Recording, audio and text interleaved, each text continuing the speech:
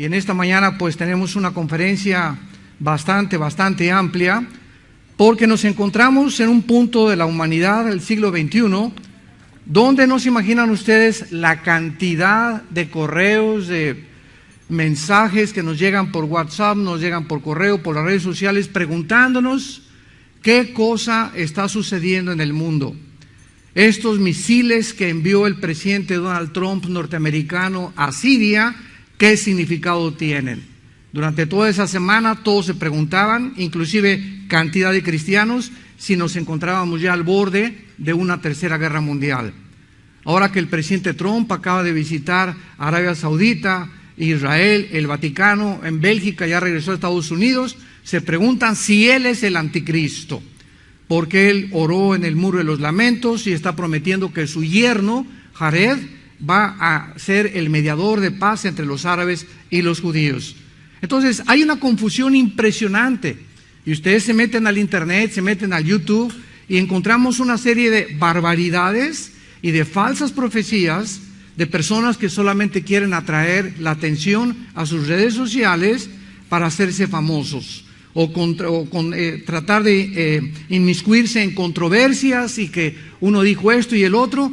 Pero tenemos, damas y caballeros, el libro de los libros que se llama la Biblia, el primer libro en haber sido impreso en la imprenta de Gutenberg, el libro más antiguo en registros de genética, de física, de arqueología, de geología, de antropología, de poesía, de literatura, de química y de la disciplina que tú me quieras mencionar. No existen en los libros, en los billones de volúmenes de literatura en las bibliotecas, no existe un solo libro que se pueda comparar con la Biblia. Yo tengo 40 años, este año cumplimos 40 años de levantar este mensaje a las naciones, y en estos 40 años que cumplimos en este año, no he encontrado a ningún astrofísico, ningún científico, ningún ateo, escéptico, agnóstico, que se atreva a decirnos, este libro es mejor que la Biblia. De todos los libros que existen, el Tripitaka de Buda, los Vedas de los persas, el Corán de los musulmanes, de los hindúes, no existe en la literatura un libro como la Biblia. Y cuando nos enfrentamos, por ejemplo, cuando estuve en la Facultad de Filosofía en la UNAM en México, ¿verdad? Había muchachos que se levantaban y me decían, es que es un libro que está lleno de leyendas y tonterías. Y les dije, mira, todo lo que tú me estás diciendo, ¿quién te lo dijo? Pues me lo dijo mi maestro, con razón, ¿verdad? Y resulta que el maestro era ateo. Y así, las controversias que oímos de la Biblia es de gente tan ignorante que se atreven a emitir un juicio cuando ni siquiera jamás han considerado las evidencias de la Biblia. Y hoy vamos a considerar que la historia demuestra que Dios existe. Cuando Carlos Sagan, el astrónomo que murió en el siglo XX, dijo antes de morir, es que yo no encontré evidencias de la existencia de Dios en el universo, no supo lo que estaba diciendo, porque 30 años antes, el ateo francés, padre del existencialismo, Jean-Paul Sartre, en su libro La náusea y el muro, escribió, me he pasado la vida, le dijo a su hija, luchando contra un Dios que no existe. He estado peleando en un vacío tremendo. Ahora me doy cuenta que yo como filósofo, Jean-Paul Sartre dijo, he fracasado. ¿Por qué? Porque he tratado de buscar y probar que alguien que no existe a personas que creen que sí existe. Es un vacío y es una pérdida de mi vida. Dice, me arrepiento de lo que he hecho con toda mi vida intelectual. Y así cuando venimos a la Biblia nos damos cuenta, ¿verdad?, que el ateísmo es insostenible filosóficamente. Porque no se puede una persona decir, yo no creo en Dios, porque esa persona inmediatamente está diciéndonos que es omnisciente. O sea, que conoce todo el conocimiento del mundo, ya fue al universo, ya fue a las galaxias, ya fue por acá, ya por allá, y después de recurrir y comenzar a encontrar diferentes opciones para ver si existe Dios, llega a la conclusión en su bitácora, no existe Dios.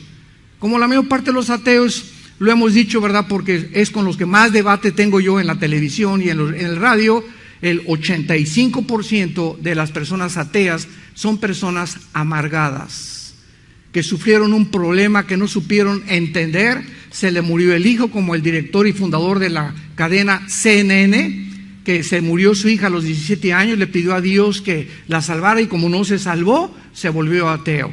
Entonces son personas que la vida les ha sido una contrariedad, no han podido tener respuestas porque existe el mal, porque si Dios es bueno permite las inundaciones y los tsunamis, etcétera, etcétera, y como no hay respuestas en la mente limitada que tenemos, concluyen que no existe Dios. ¿Por qué? Porque cuando venimos a tratar con Dios, esto es una revelación que trasciende nuestra capacidad intelectual. Y necesitamos que el Espíritu Santo entre en nuestra vida para que podamos correr las vendas que tenemos, limitadas con las cuales nacimos, y que sea Dios el que comience a manifestarse en nuestras vidas y podamos nosotros dar un testimonio que realmente, como cuando yo me convertí hace algunos años, ¿verdad? Yo no sabía nada más que cuando la gente me preguntaba, les contestaba, yo solo sé que Jesús vive. Después yo de haber sido ateo casi 15 años. Yo pertenecía al comunismo, ¿verdad? Y tenía una foto del Che Guevara arriba de mi cama, idealista, y quería buscar la revolución, etcétera, etcétera. ¿Por qué? Porque es el idealismo de todos los jóvenes, cuando ni nuestros padres ni nuestra religión tienen respuestas a las interrogantes más profundas del ser humano. Muy bien. Hace 2600 años, damas y caballeros, hace 2600 años, los profetas hebreos profetizaron cronológicamente, síganme con mucho cuidado, cronológicamente el orden de todos los imperios que iban a surgir en la historia humana hasta la segunda venida de Jesucristo. El Señor Jesucristo y sus apóstoles confirmaron 500, 600 años después lo que los profetas hebreos habían escrito. Por ejemplo, el profeta Isaías en su capítulo 44, hace 2700 años, desafía y reta a los profetas falsos, a los astrólogos, a los astrónomos, etcétera, etcétera, con estas palabras. Así dice Jehová, Rey de Israel y su Redentor, Jehová de los ejércitos, yo soy el primero y yo soy el postrero, y fuera de mí no hay Dios. ¿Quién proclamará lo venidero? Lo declarará y lo pondrá en orden, o sea, cronológicamente, delante de mí, como yo hago desde que establecí el pueblo antiguo. Anúncienles lo que viene y lo que está por venir. En otras palabras, pregúntale a Walter Mercado. No teman ni se amedrenten. No se los hice oír desde la antigüedad y se los dije, luego ustedes son mis testigos. No hay Dios sino yo. No hay fuerte, no conozco ninguno. Este orden cronológico que el profeta Isaías escribió 100 años antes de que surgiera otro profeta llamado Daniel, que cuando en el año 568 aproximadamente antes de Cristo, el rey Nabucodonosor del imperio babilónico sitió 3 veces a la ciudad de Jerusalén y se llevó como 50,000 judíos exiliados al imperio babilónico. Entre ellos iba un muchacho llamado Daniel. Este hombre llamado Daniel es el hombre en la Biblia o el profeta que más profecías pudo recibir directamente de los mismos ángeles de Dios. Y en las profecías de Daniel encontramos nosotros este orden que voy a continuación a desarrollar. El rey Nabucodonosor se encontraba dormido un día cuando tuvo un sueño y vio en el sueño una estatua gigantesca con la cabeza de oro, los brazos y el pecho de plata, el vientre de bronce y las piernas de hierro. Y los 10 dedos de la estatua, de las piernas, eran una mezcla entre el hierro y el barro. El rey Nabucodonosor, como en aquel tiempo y como todavía en el siglo XXI, los gobernantes consultan a los brujos, a que les hagan limpias, a los mediums, etcétera, etcétera, pues hizo una convocación para que todos los profetas de aquel tiempo le explicaran el sueño. ¿Qué significa esa estatua? ¿Qué significa este sueño que le perturbó por varios días? Bueno, pues como ningún astrólogo, ni brujo, ni de aquel tiempo le pudo decir de qué significaba, los condenó a muerte. Y entonces Daniel, que trabajaba ya en el imperio babilónico, cerca del rey, le pidió al capitán de la guardia que le permitiera él tratar de consultar al Dios de Daniel para que él pudiera interpretar el sueño. Entonces la Biblia nos muestra, versículo 2, capítulo 2 de Daniel, versículo 19, el secreto fue revelado a Daniel en la noche. Por lo cual Daniel bendijo al Dios del cielo y dijo así: sea bendito el nombre de Dios de siglos en siglos, porque suyos son el poder y la sabiduría. Él muda los tiempos y las edades, quita reyes y pone gobernantes, da la sabiduría a los sabios y el conocimiento a los entendidos. Es Dios el que revela lo profundo y lo escondido, conoce lo que está en tinieblas y con él mora la luz. Entonces Daniel recibe la interpretación, y esta interpretación que se encuentra en el capítulo 2, versículo 39 en adelante del libro de Daniel, le dice así: Daniel, la cabeza de oro representa el imperio donde tú estás ahorita, el imperio babilónico.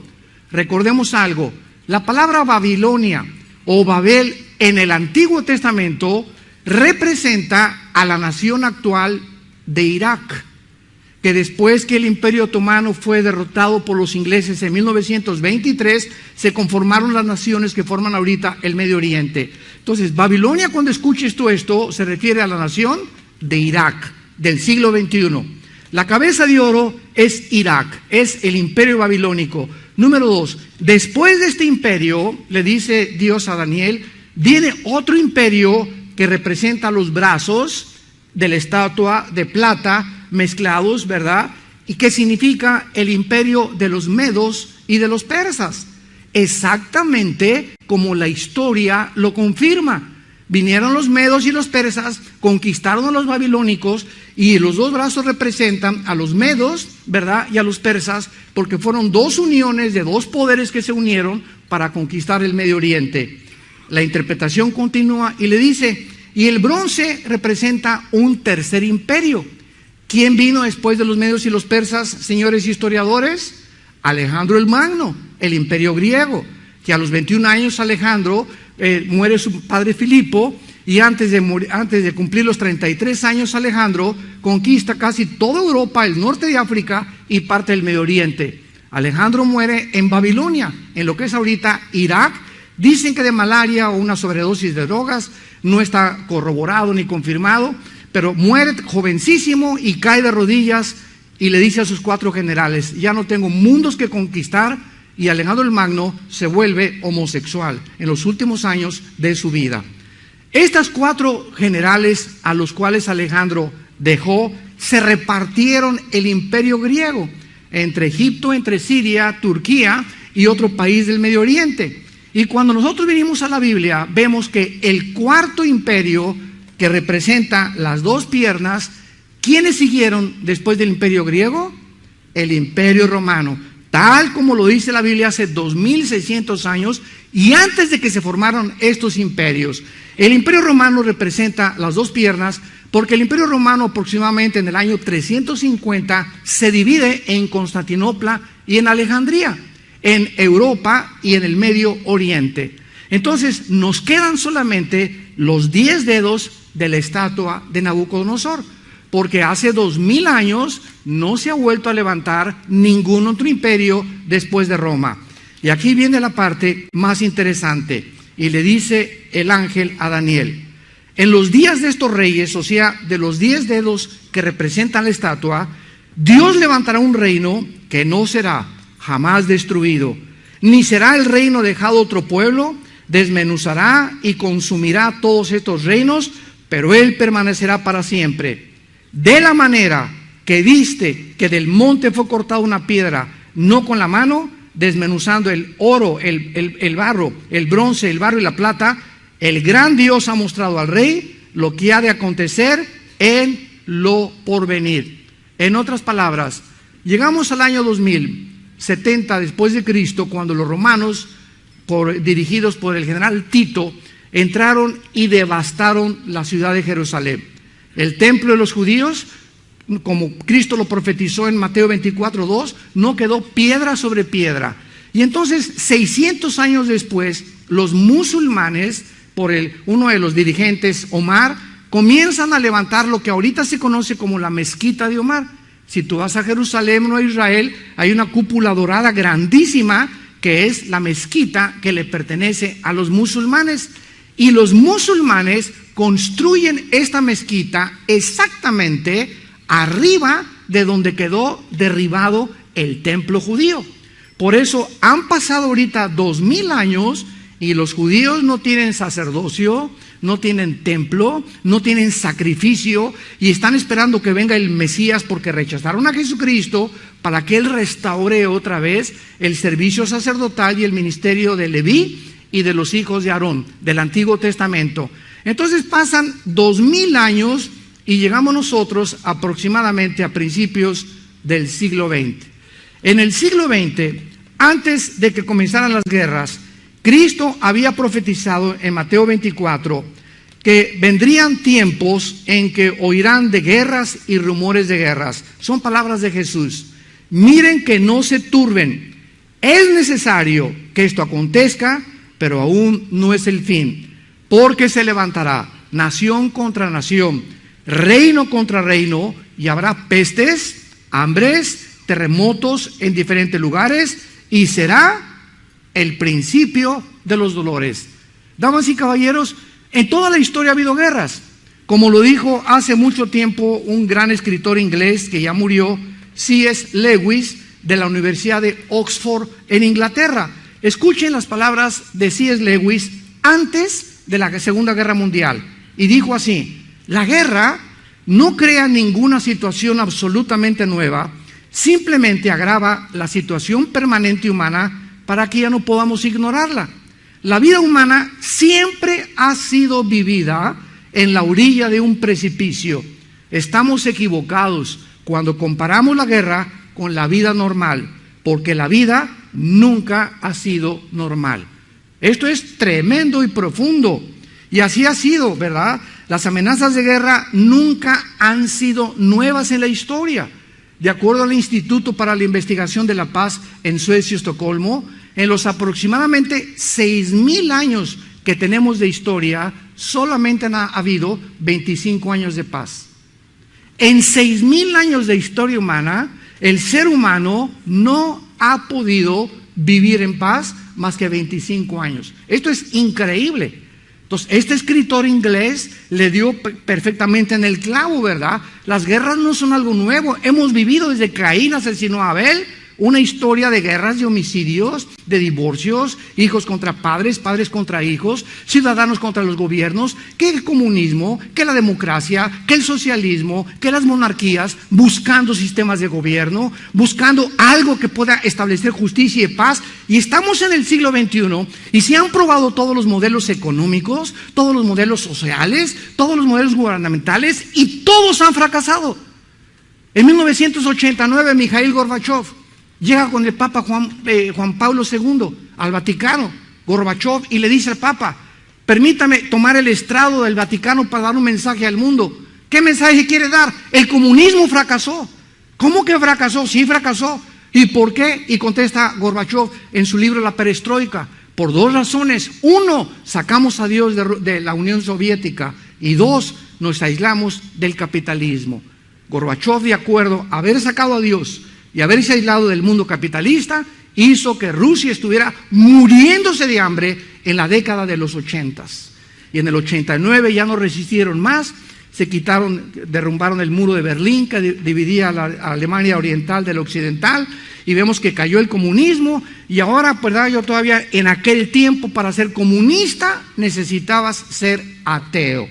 ¿Por qué? Porque el comunismo tiene una plataforma que es el darwinianismo, o sea, que venimos de chita, que venimos de los animales. Y como los científicos no pueden nunca jamás decirnos de dónde venimos, quiénes somos y a dónde nos dirigimos, porque para que sea científico tiene que ser repetitivo, señores que nos acompañan, la ciencia jamás nos podrá decir más que especulaciones, hipótesis. Pues fue una explosión del Big Bang, pues a lo mejor el dinosaurio se convirtió en camello, el camello en elefante, el elefante en perro, el perro en gato, etcétera, etcétera.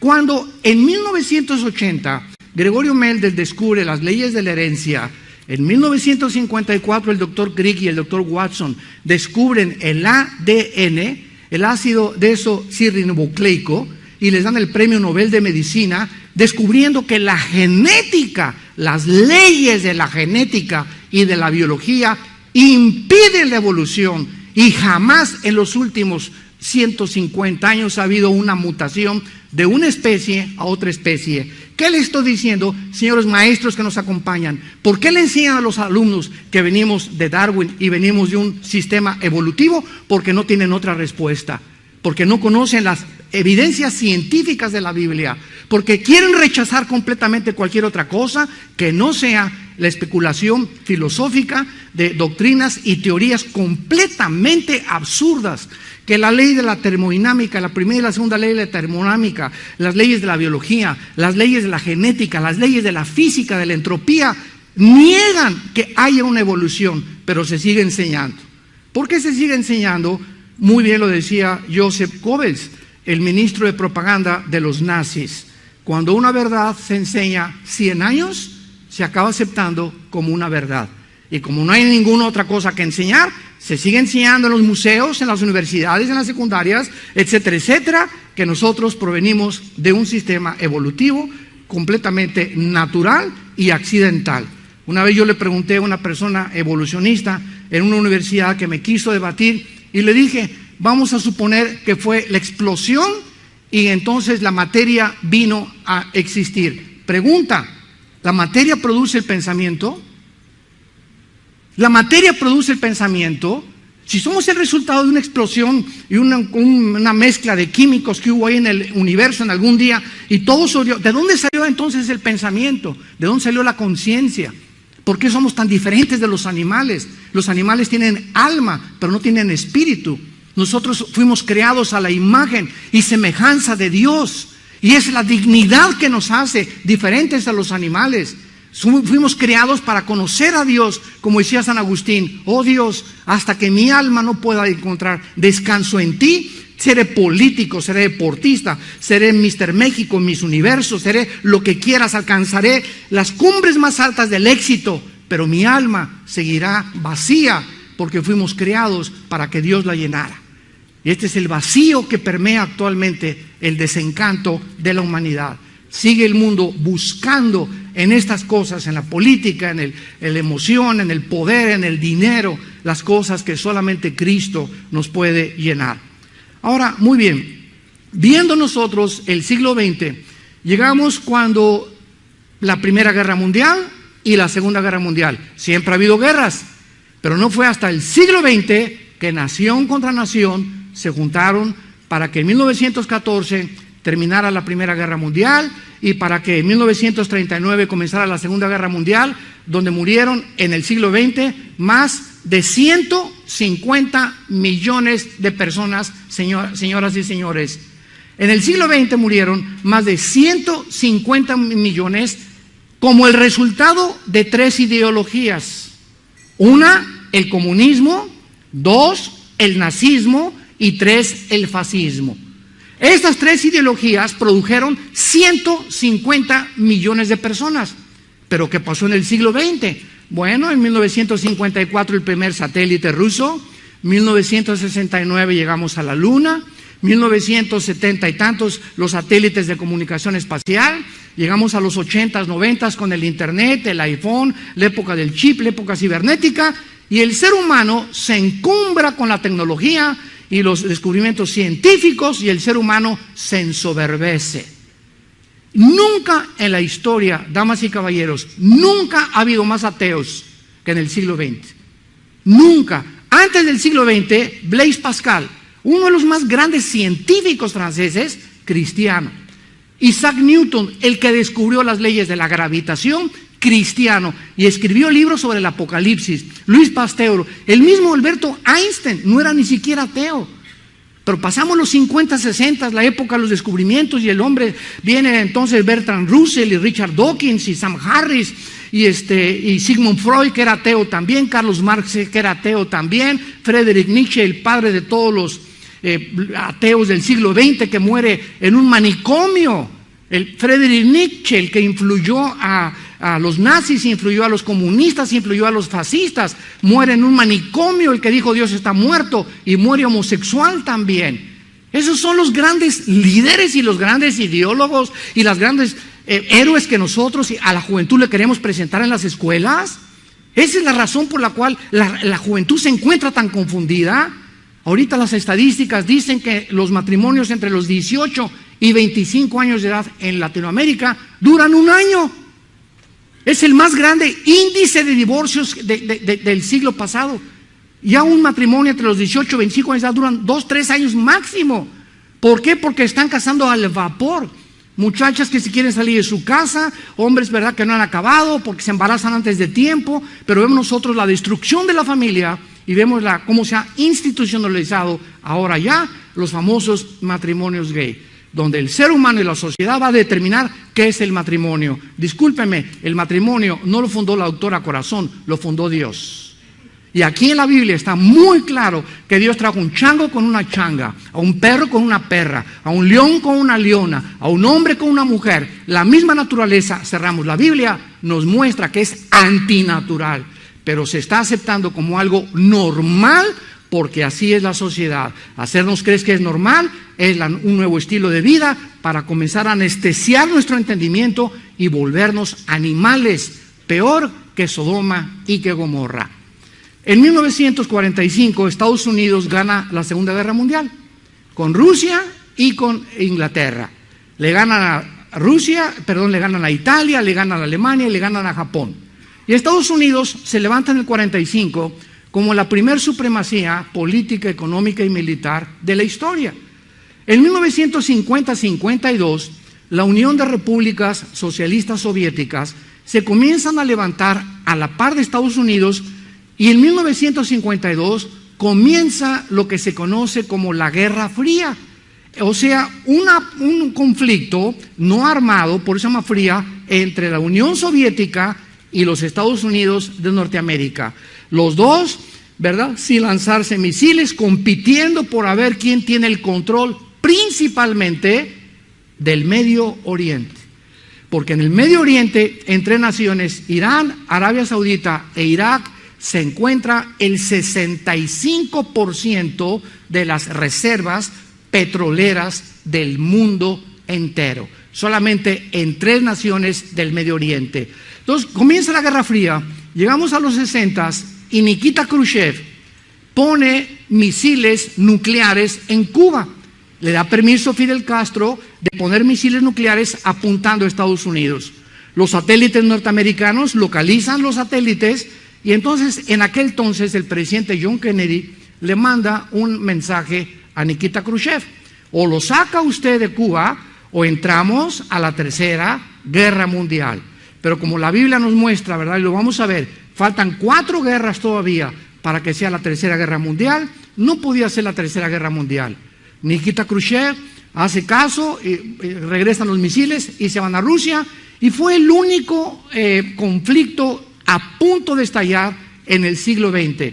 En el 89, Gorbachev, como dijimos, confiesa en el Vaticano al Papa Juan Pablo II y al mundo entero que había fracasado el comunismo, y de 1989 hasta el año 2003-2004 del siglo XXI, Estados Unidos se perpetúa con la supremacía política, económica y militar del mundo. Pero llegamos al año 2004-2005 y surge en Rusia, ya no la Unión Soviética, un hombre llamado Putin. Este hombre Putin comienza muy tranquilo, sin ningún problema ni aspavientos, pero él soñando en su corazón volver otra vez a levantar el sueño de Hitler, levantar a Alemania de las ruinas, levantar a Rusia de la Unión Soviética, porque se fragmentó en 15 repúblicas. Entonces llegamos al 2008 y viene la caída de la bolsa de valores en Nueva York. 777 puntos cae la bolsa de valores. Más de 26 billonarios se suicidan, se ahorcan, se cortan las venas. Billonarios. Tú me puedes preguntar: oiga, pero ¿cómo es posible que un billonario pierda en una hora todo el dinero? Espérame, es que esos billones no se guardan debajo del colchón. ¿verdad? Ni tampoco en los bancos que dan intereses paupérrimos de intereses para tener dinero ahí. Los invierten la mayoría en acciones, en la bolsa de valores, y se va abajo la bolsa de valores con todas las acciones y se quedaron de la noche a la ruina. Como lo dice la Biblia en el Salmo 37, Dios deshace como polilla lo más apreciado del ser humano. Tú ahorita me puedes decir, bueno, yo estaba esperando llegar a los 10 millones de pesos para poder ya descansar, irme a Hawái, unas casas a mis hijos, etcétera, etcétera. Cuando la Biblia dice, ¿sabes una cosa? Ninguno de los que estamos escuchando ahorita esta conferencia, ni de los que nos escuchan por internet y las redes sociales, ninguno de nosotros tenemos la seguridad de amanecer mañana. Ahorita saliendo una embolia, un ataque al corazón, una bala perdida, un accidente de tránsito, nunca sabemos. La semana que entra puede estar aparentemente saludable y vas al médico y el médico te dice, las radiografías no mienten, tiene usted un cáncer que ha invadido su cuerpo. Y cuando tienes estas noticias y cuando esto pasa, nuestros sueños, nuestras aspiraciones se esfuman como una bomba de jabón y nos damos cuenta para qué vivimos. ¿Para qué vivimos realmente? ¿Para hacer dinero? ¿Para buscar poder? ¿Para dejarles un mal ejemplo a nuestros hijos? La mayor parte de los padres, es que yo le quiero dejar a mi hijo por lo menos 5 millones de pesos. ¿Sabes una cosa? Si tú te mueres en la pobreza y a tus hijos les dejas la herencia de que tienen a Cristo como su Salvador, está garantizada su vida después de que tú te mueras y yo me muera. ¿Por qué? Porque Jesucristo nos ha dicho, nunca te dejaré, nunca te desampararé. Y la generación de los justos será bendita. Salmo 112, versículo 2. Así que estamos en un mundo completamente de Aladino y la lámpara maravillosa.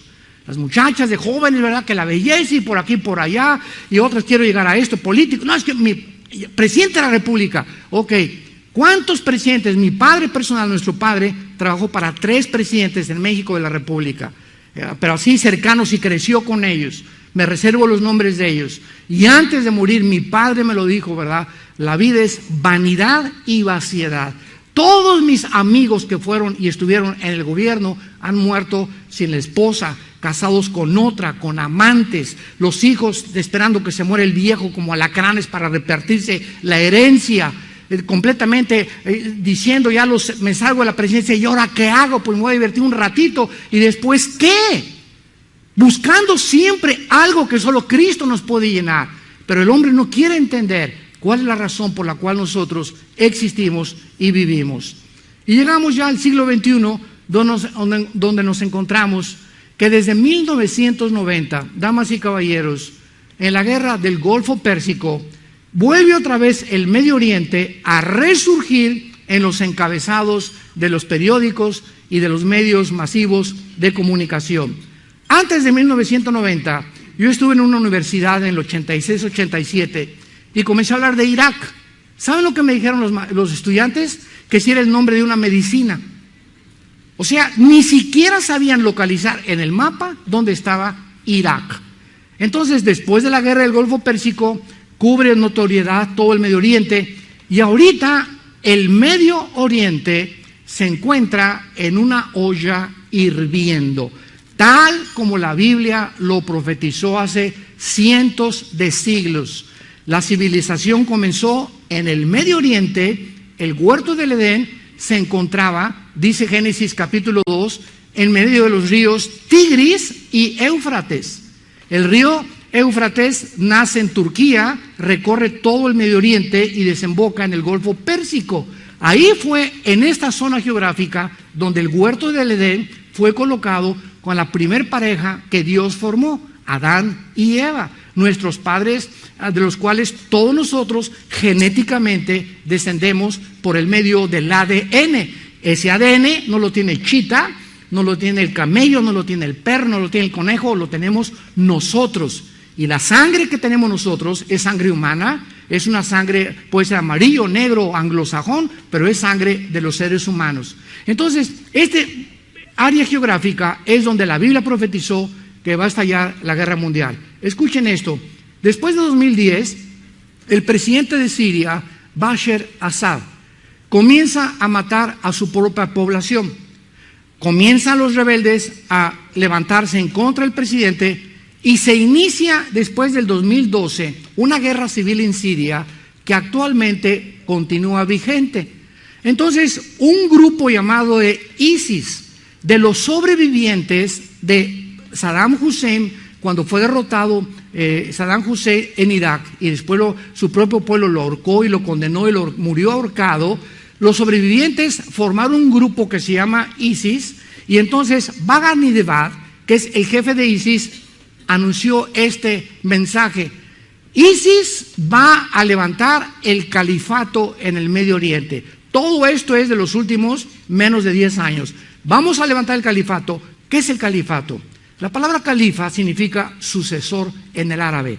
O sea, vamos a levantar el antiguo imperio otomano, que en 1923 los ingleses conquistaron y lo sacaron del Medio Oriente a los otomanos, y se formaron ahorita Jordania, Siria, Irak y las naciones que se encuentran en el mapa. Y ha sido el sueño de los musulmanes levantar otra vez el califato. Entonces ellos quieren extender el califato por todo el Medio Oriente, pero en el Medio Oriente hay dos monarquías, que es Arabia Saudita y Jordania, y ellos no permiten monarquías. Ellos quieren controlar todo, pero necesitan derrocar a los árabes en Arabia Saudita, que son la mayoría chiitas, otros son sunnis, y quieren derrocar al rey Hussein de Jordania. Entonces quieren dividir la frontera entre Irak y entre Siria, tal como era la antigua Mesopotamia en la Biblia. Y cuando ellos hagan esto, quieren entonces apoderarse del petróleo, poner de rodillas aquí en Europa, porque para sacar petróleo de Europa tiene que dar la vuelta por todo el mar Mediterráneo y por el canal de Suez, pero hay otra vía directa que es en el Golfo Pérsico, que la controla Irán. Y entonces, ¿qué pasa en la guerra de Siria? Síganme con mucho cuidado. Se unen Rusia, se unen China y se une Irán, y está a punto de unirse a ellos, después de algunas cosas que van a tener que solucionar, Turquía. Y hace 2600 años, en el libro de Ezequiel, capítulo 38, la Biblia profetiza los protagonistas y las naciones que se iban a alinear en el Medio Oriente antes de la Tercera Guerra Mundial. Escuchen esto, Ezequiel capítulo 38. Aquí se describe a Rusia con el nombre de Magog. ¿Por qué? Porque los rusos vienen de los escitas, que después fueron los magogitas y después los visigodos. Entonces Magog aparece en Rusia antes de que se llamara Rusia, con el nombre de Magog. Y después dice la Biblia que cuando venga Magog o los magogitas para atacar la nación de Israel, versículo 5, escuchen lo que la Biblia profetizó: Persia, Cus y Fut con ellos, Gomer y sus tropas, la casa de Togarma. Muy bien, estos nombres aparecen en Génesis capítulo 10, que es la tabla de 70 naciones que Dios nos muestra de dónde descendemos tú y yo. No hay un registro similar en ningún libro de historia, ni en ningún registro, ni de los sumerios, ni de los babilónicos. Y la Biblia dice que venimos de los 3 hijos de Noé, Sem, Cam y Jafet. De ellos fue llenada la tierra. Los jafetitas poblaron Europa, que son los anglosajones, los cananitas, África, y los semitas, el Medio Oriente y parte de los asiáticos, que después pasaron por el estrecho en el norte, ¿verdad?, cerca de Alaska, para poblar América. Y ahí vienen las tribus de los Cheyennes, los Sioux, los Zapotecas, los Tlaxcaltecas, los Totonacos, ¿verdad?, los Aucas de Centroamérica y hasta la selva amazónica. Y vemos que todos estos vienen del Asia, todos los indígenas, vienen los españoles, se mezclan con nosotros, llegan los ingleses, colonizan en 1625 Rhode Island, se forma Estados Unidos con italianos, con japoneses, con franceses, etcétera, etcétera, y nosotros nos mezclamos, ¿verdad?, con los españoles, de donde vienen los mestizos, y ya después viene la mezcla también con los europeos. Pero es increíble cómo la Biblia nos muestra exactamente nuestra descendencia: o somos semitas, o somos jafetitas, o somos cananitas. descendientes del África. Persia, en 1935, se cambió el nombre a Irán. En 1935, Persia, que aparece aquí hace 2700 años, con el nombre que es Irán del siglo XXI. Cus y Fut fueron los hijos de los cananitas, que en Génesis 10 muestra que poblaron el África. O sea, Cus y Fut son Sudán, Etiopía y Libia. Libia se encuentra ahorita, después de que mataron a Muammar Gaddafi, completamente devastada, con un caos impresionante. ISIS ya llegó a Libia, ya Estados Unidos ya no puede intervenir porque la OTAN ahorita están tratando de hacer arreglos con Estados Unidos porque Trump dijo que él no quería seguir apoyando a la OTAN, pero ya saben ustedes que este hombre cambia cada 3 días de opinión. Entonces, todo esto se está confundiendo en el mundo, pero el asunto es que la Biblia nos muestra qué naciones se iban a alinear en contra de Israel, y vemos ahorita, en el siglo XXI, China, Rusia e Irán, compadres. Y del lado oriente, vean esto, aquí tenemos el primer poder. En el occidente, la OTAN y Estados Unidos. Ahora muy bien, ahora que estuvo antier o ayer, Trump en Bélgica, en su discurso con la Organización de Naciones del Tratado del Atlántico del Norte, que es la OTAN, llegó a la conclusión, gracias a Dios, que tampoco el Tratado Internacional de Comercio lo va a violar. Gracias a Dios ya lo convencieron los canadienses, ¿verdad? Y ya está más aplacado el güero.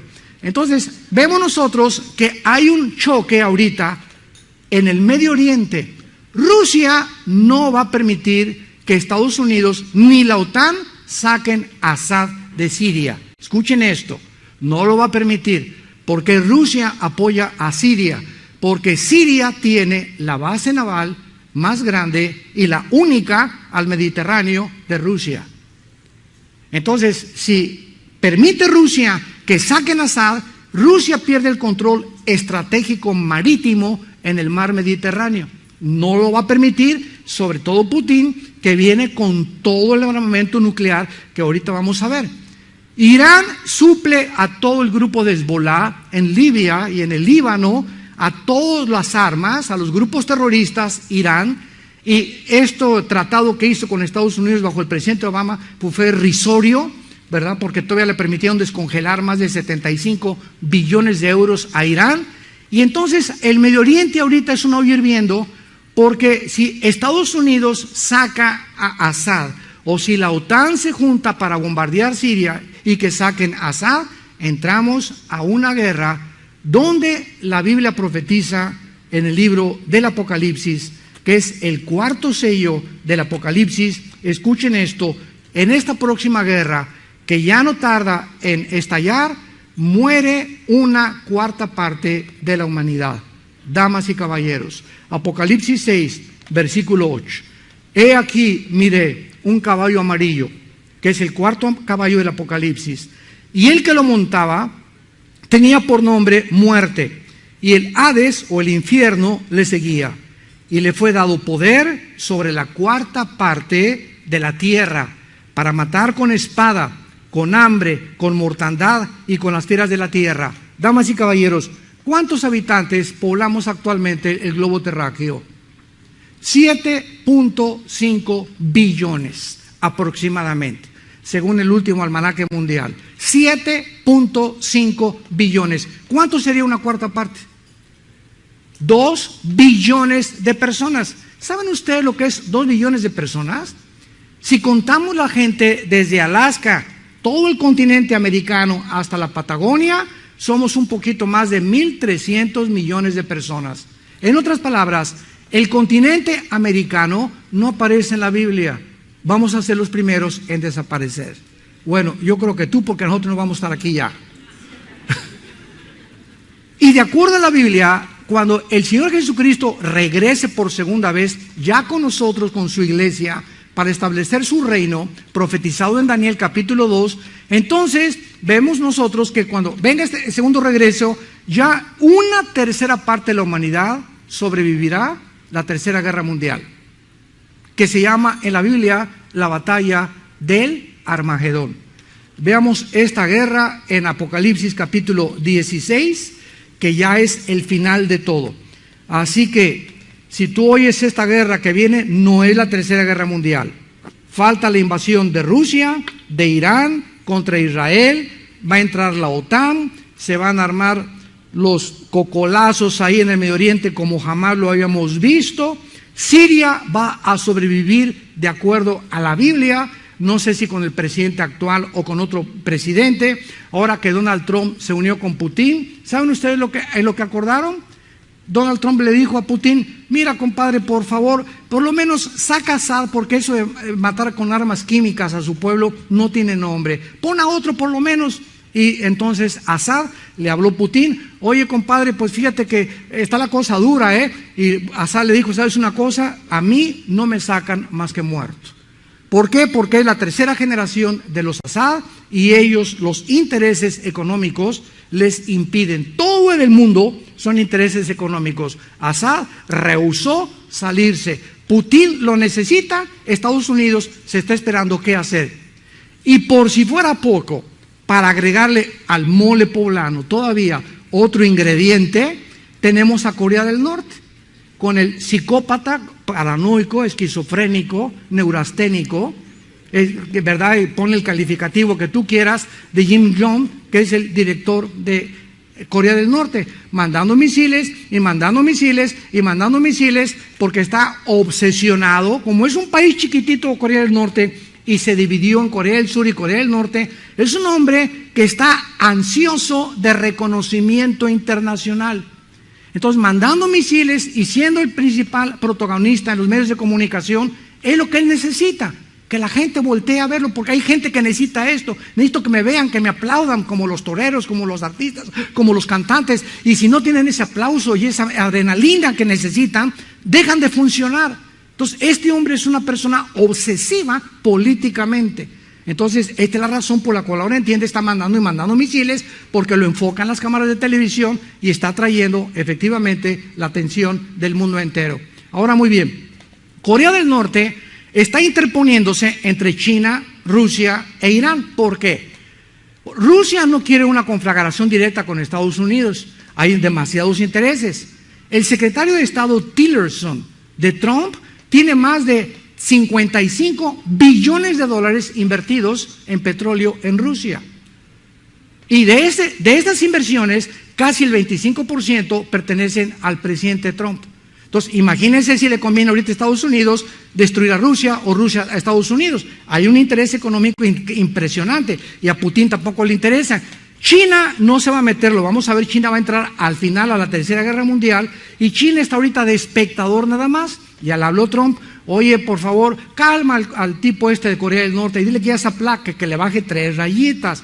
Pero China no le conviene detener a Corea del Norte, porque China, entre el mar de Japón y Corea del Norte, hay islas donde China tiene bases nucleares con misiles. Entonces no le conviene, ¿verdad?, tampoco aplacar a Corea del Norte, sino que China, escuchen esto, China, Rusia e Irán están esperando a que este loco de Corea del Norte haga 3 cosas diferentes. 1, Corea del Norte no va a mandar un misil contra Estados Unidos, lo va a mandar contra Corea del Sur. En Corea del Sur hay 30,000 tropas estacionadas norteamericanas. Si Corea del Norte manda un misil a Corea del Sur, Estados Unidos tiene que entrar inmediatamente a la guerra, porque tiene 30,000 Marines estacionados en Corea del Sur. Número 2, Corea del Sur puede mandar un misil a Japón. Y si ataca a Japón, Estados Unidos ahorita protege a Japón. Estados Unidos entra a la guerra. Y en tercer lugar, la tercera opción de Corea del Norte es mandar un misil a Israel. Si ataca a Israel, Estados Unidos entra porque Estados Unidos lo protege. Entonces, Rusia e Irán están esperando que Corea del Norte provoque la guerra entre Estados Unidos, escuchen, y entonces Rusia justificadamente, para defender sus intereses y las personas que están involucradas o los gobernantes, ya ante el mundo no tiene nadie que le pueda levantar la mano y decir: eres un invasor o un imperialista. Entonces, este ajedrez que se está conjugando en el Medio Oriente es exactamente como la Biblia lo profetizó. Y después de la cuarta parte de la humanidad, en la quinta trompeta de Apocalipsis 9, muere una tercera parte de la humanidad. en la Tercera Guerra Mundial, en el Armagedón, cuando Cristo regrese, una tercera parte de los seres humanos, vamos a morir cerca de 5 billones de personas. En las 3 guerras que faltan, y cuando Cristo venga, una tercera parte sobrevivirá. Y casi siempre serán los indígenas de las montañas, ¿verdad? Los que no tuvieron ni televisión ni sabían de dónde estaba ni siquiera España.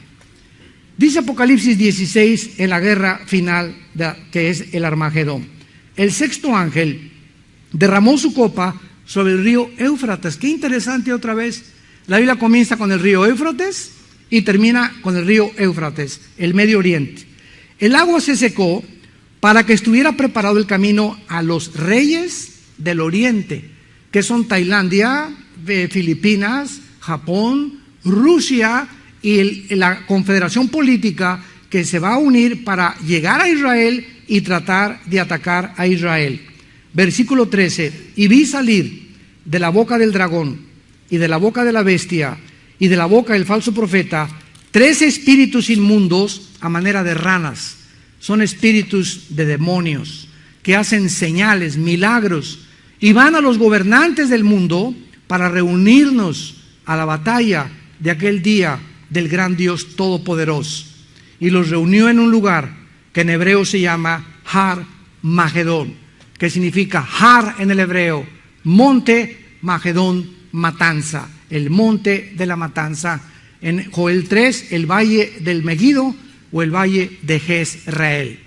Ahí se juntarán las confederaciones políticas del norte por Rusia, del sur por Egipto, del occidente por el anticristo y del oriente por todos los que van a venir y se van a reunir en el norte de África y se van a reunir en Israel.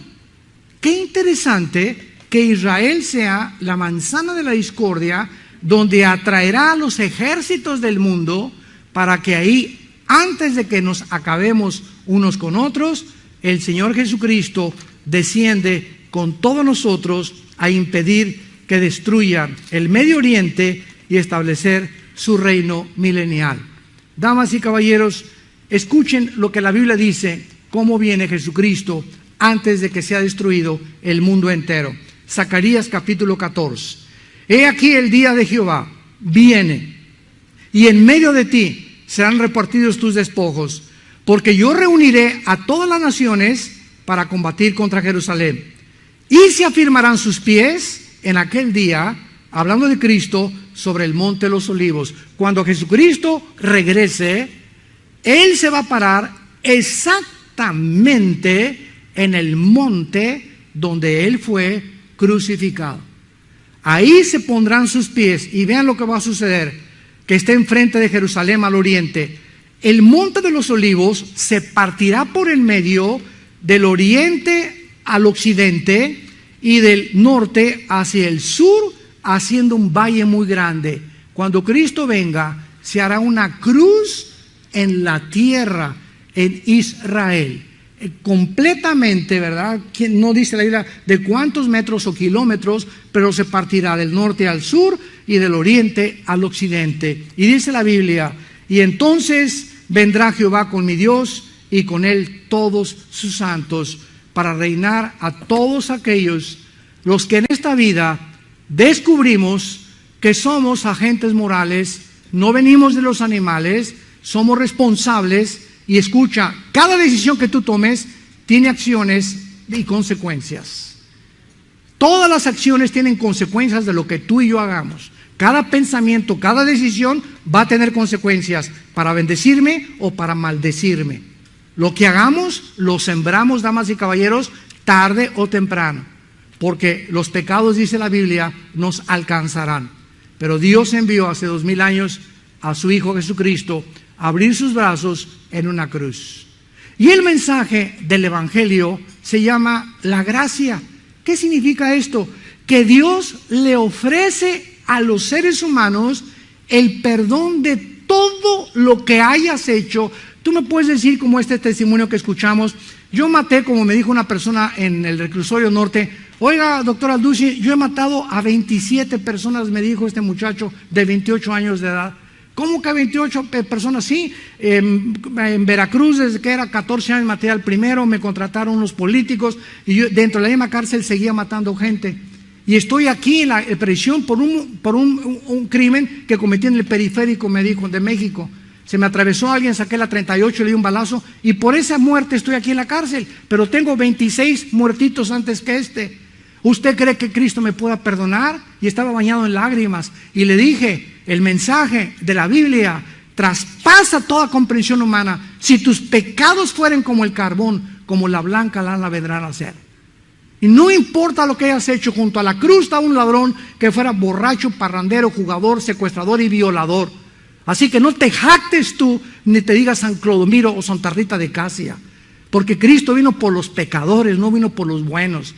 Vino por los borrachos, parranderos, ex homosexuales, ex lesbianas, ex drogadictos, ex fariseos, ex religiosos, ex ateos. El mensaje de Cristo rebasa las culturas, las religiones y los problemas sociales. Y Él viene a morir para decirte te perdono. Y esto es algo que se llama la gracia de Dios. Sin que tú hagas nada, después Él entra a tu vida y te da el poder de hacer buenas obras y buenas acciones, como lo escuchamos en el testimonio. Antes de que tú no retengas a Cristo, es imposible que podamos nosotros agradar a Dios, porque sin derramamiento de sangre no hay redención de pecados. Mas Él mostró su amor para con nosotros en que siendo pecadores, Cristo da su vida en nuestro lugar en una cruz. Él justo, Él inocente, muere por nosotros los culpables. Este es el mensaje glorioso. Las religiones, ¿qué mensaje te ofrecen? Pórtate bien, vete a la villa de rodillas, haz sacrificios, bautízate, toma ceniza, el miércoles de ceniza, cumple con tu religión y tal vez, porque a lo mejor te vas al purgatorio o al limbo, entras al cielo después. La Biblia solamente habla de cielo o infierno. No hay purgatorio, no hay limbo, no hay reencarnación, no hay ningún estado intermedio. Tú te mueres hoy en la noche y te vas directamente al infierno o te vas a la presencia de Dios. Y eso tú te da la oportunidad a Dios en esta mañana de que tú lo decidas. De que tú escojas en esta mañana a qué amo quieres servir. Y tenemos una sola vida y así se nos va. Una vida para escoger en esta mañana a qué amo quieres servir. ¿Quieres seguir el camino ancho, donde va la mayor parte de la gente? El camino de las pasiones, el camino donde tú pones tus leyes, el camino donde tú haces lo que te da la gana, o la puerta angosta, dijo Jesucristo. Pocos entran por puerta angosta, porque es la puerta donde te hincas, lloras por tus maldades y tus pecados y le pides perdón esta mañana a Cristo y le dices que entre a tu corazón como tu Señor y Salvador. ¿Qué quisieras hacer tú esta mañana? Los invito a que inclinen su rostro por algunos minutos y así con tu rostro inclinado, los que gusten. Quiero decirte que no has venido como una coincidencia a escuchar este mensaje. La Biblia está llena de evidencias históricas, arqueológicas, geográficas, genéticas, biológicas, físicas, que es un libro sobrenatural. El libro de los libros, el libro maravilloso, el manual, el mapa que Dios nos ha dejado para que sepamos qué camino tomar, cómo gobernar nuestra casa, nuestro matrimonio, cómo gobernar nuestros hijos, cómo administrar nuestros negocios, cómo vivir para Dios. Porque solo viviendo para Él vale la pena vivir.